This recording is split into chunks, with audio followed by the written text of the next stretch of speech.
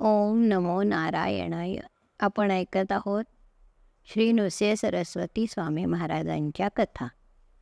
आज आपण नृसिंहवाडी क्षेत्री श्री गुरूंनी ब्राह्मणपुत्राला कसे जीवनदान दिले ती कथा ऐकूया.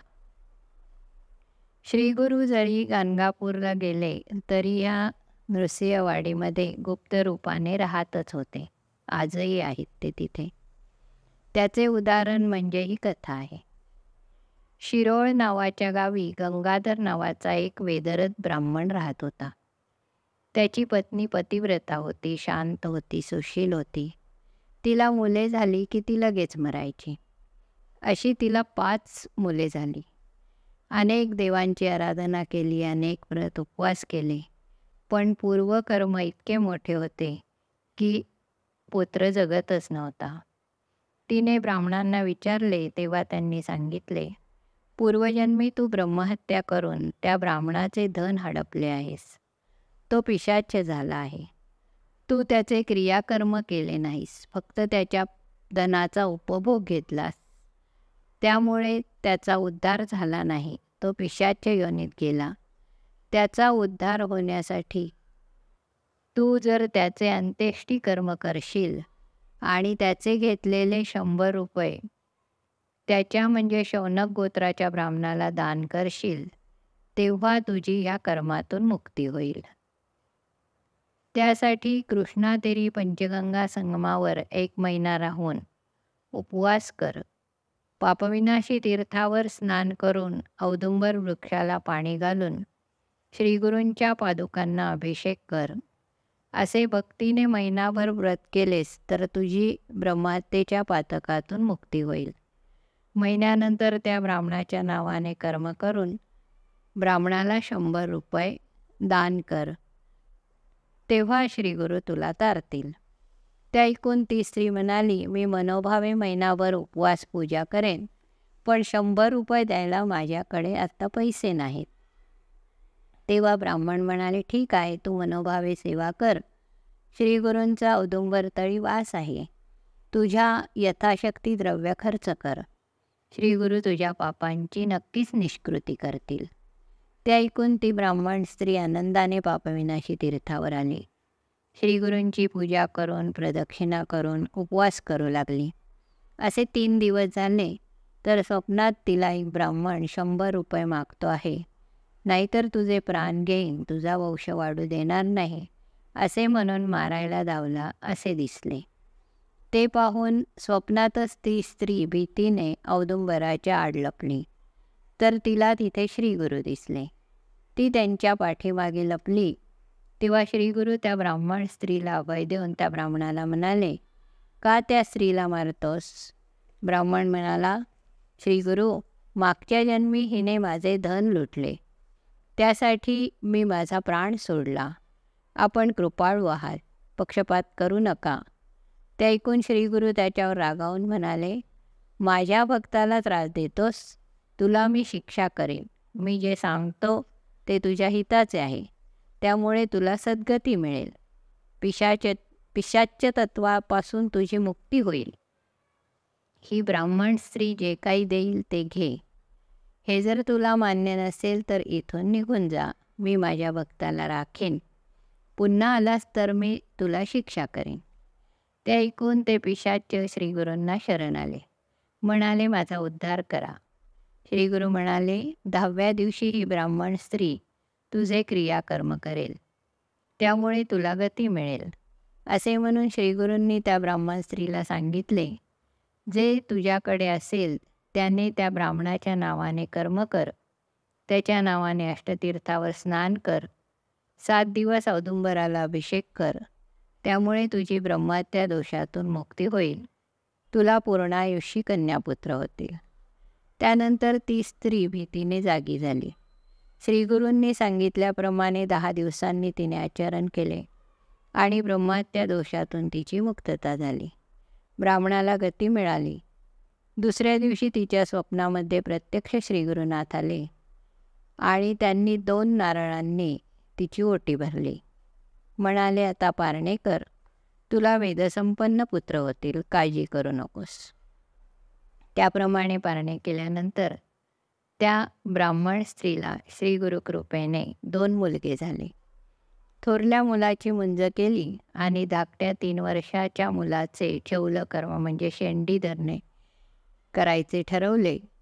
सर्व तयारी केली आणि आदल्या दिवशी मध्यरात्री त्या बाळाला धनुर्वात झाला. असे 3 दिवस खूप त्रास होऊन शेवटी तो मुलगा मेला. ते पाहून ती स्त्री मोठ्या मोठ्याने ओरडून डोकं आपटून घ्यायला लागली.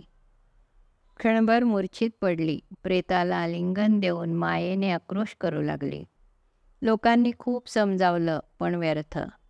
ती म्हणाली, ह्या भूमीवर नृसिंह सरस्वती श्रीगुरूंनी मला औदुंबर वृक्षातही ही मुले दिली आहेत. त्यांचे बोल खोटे होणार नाहीत. मला दिलेला वर खराच आहे. त्यातूनही जर माझा मुलगा मेला तर मी पण आता त्यांच्याबरोबर प्राण देते. श्रीगुरूंकडून माझी हत्या होऊ देत. ती म्हणते, देवा, मी तुझ्यावर विश्वास केला, त्याचे हे फळ मिळाले, तर मी आता तुझ्यासाठी प्राण देते. तू आमचा घात केलास. पुढे तुझे भक्त येतील, त्यांनी तुझा भरोसा कसा धरायचा? पूजेसाठी देवळात गेल्यावर देवळच अंगावर पडावे आणि मृत्यू यावा, असे मला झाले आहे. असे म्हणून ती ब्राह्मण स्त्री महाआक्रोश करू लागली. 2 प्रहर दिवस गेला तरी ती प्रेताला देईना. मला पण त्याच्याबरोबर जाळा म्हणू लागली. इतक्यात तिथे एक ब्रह्मचारी आला आणि त्याने तिला आत्मज्ञान सांगू लागला. तो ब्रह्मचारी म्हणजे साक्षात श्री गुरुच होते. त्यांनी तिला ह्या मृत्यूलोकाची मायाजाळाची कल्पना दिली. अनेक प्रकारे तिला स्वरूपाचे दान दिले.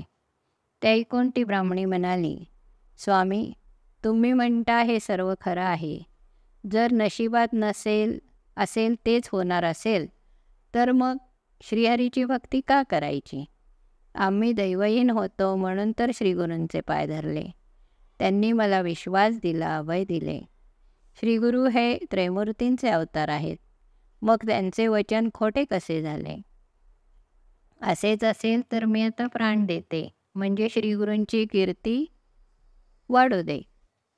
अशा रीतीने तिचे मन ओळखून तिचा भाव पाहून ब्रह्मचारी तिला म्हणाला, तुझा जर एवढा विश्वास आहे तर तू त्या मृत बाळाला घेऊन जिथे तुला वर मिळाला होता तिथे जाऊन हे प्रेत तिथे समर्पित कर.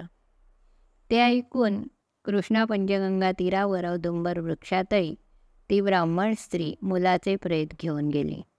जिथे गुरुपादुका होत्या त्याच्यावर डोकं आपटून ती स्त्री रडत होती.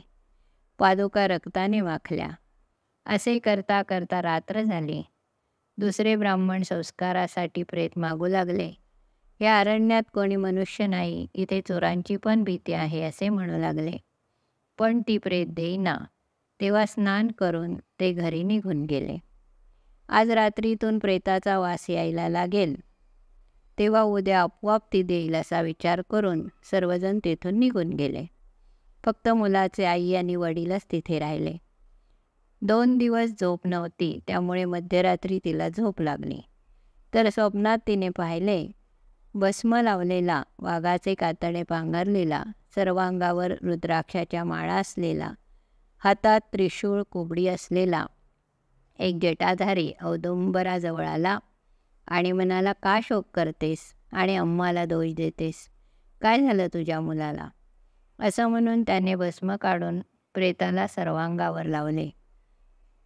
तोंड उघड, त्याचा प्राण म्हणजे वायू चुकून बाहेर पडला आहे, तो पुन्हा आत घालतो, असे म्हणून म्हणजे तुझा पुत्र जिवंत होईल, असे म्हणाला. एवढे ऐकल्यावर ती ब्राह्मण स्त्री भयाने जागी झाली. ती म्हणाली, हा काय मला भ्रम झाला? आमचंच प्रारब्ध खोटं, देवाला काय दोष द्यायचा?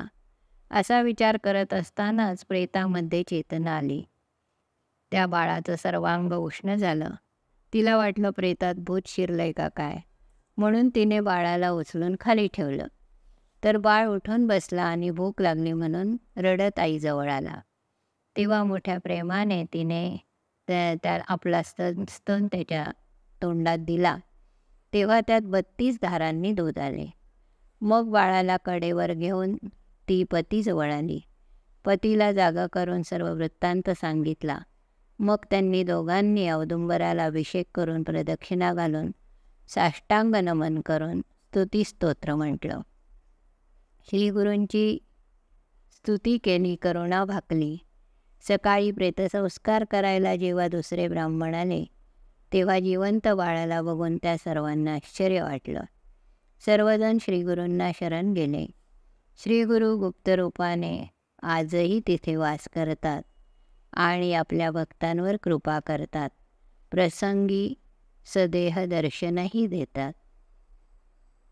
आज आपण इथेच थांबू. अवधूत चिंतन श्री गुरुदेव दत्त.